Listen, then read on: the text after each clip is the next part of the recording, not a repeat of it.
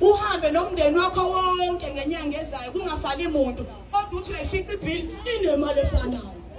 Lawo manzi i-meter reading system abake basichaza ukuthi isebenza kanjani. Mase kuzoba amapayipi abhobokile amanzi ukuthi akumaintain malutho la. Khona amapayipi from 1990 kudonsa amehlo angakazi aza maintain. Ithina kodwa siphuza amanzi aphuma lapho.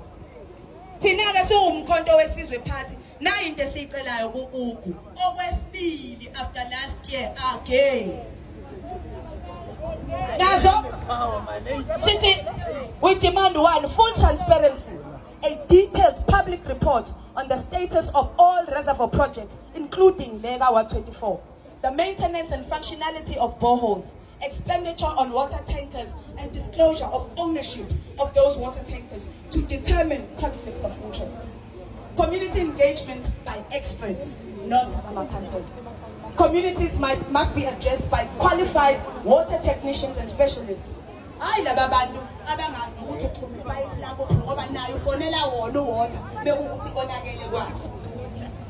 Sicela ukuthi i-water purification plan isinika a clear explanation of the purification systems, maintenance schedules and measures to ensure safe drinking water. Accountability for tanker contracts. We want a publication of a word-by-word plan with firm dates for restoration of the water supply as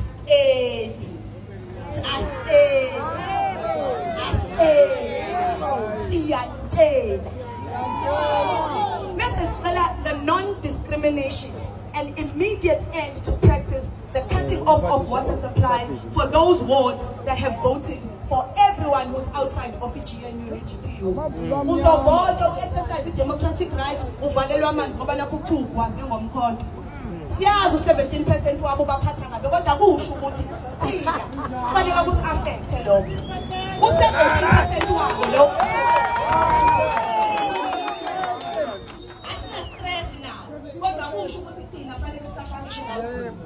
Water is a basic human right. I'm not talking about basic human rights age. Otherwise, that's why the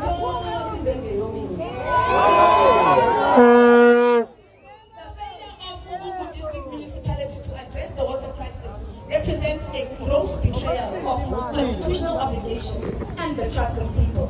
The MKP demands that within 21 days, and 21 days, yeah, 21 days. Yeah.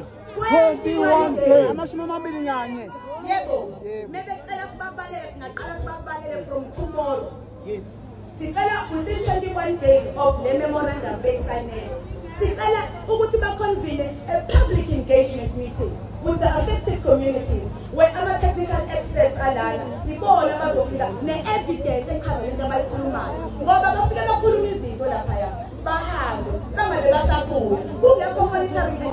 ngoba umusubuka i-IDP umusubuka into eyenzeka grounding iy'tolo ezinguthuwethu again iy'tolo ezinguthuwethu siyacela ukuthi nisenzele nje lobo musa bese sicela ukuthi i-Human Rights Commission makuwukuthi mina ngo-21 days ayifuna ukuthi engage nathi so bese sibiza i-Human Rights Commission u-Public Protector, i-Department of Water and Sanitation no-National Government phela ukuthi akwazi ukuthi asichazelena ngoba nina niyahluleka.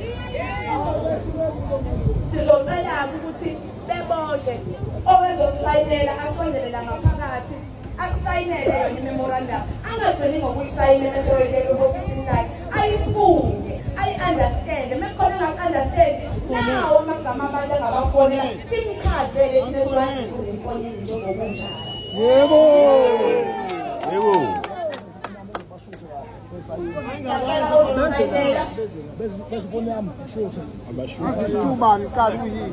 Why say no? Why say no? Why say no? Why say no? Why say no? Why say no?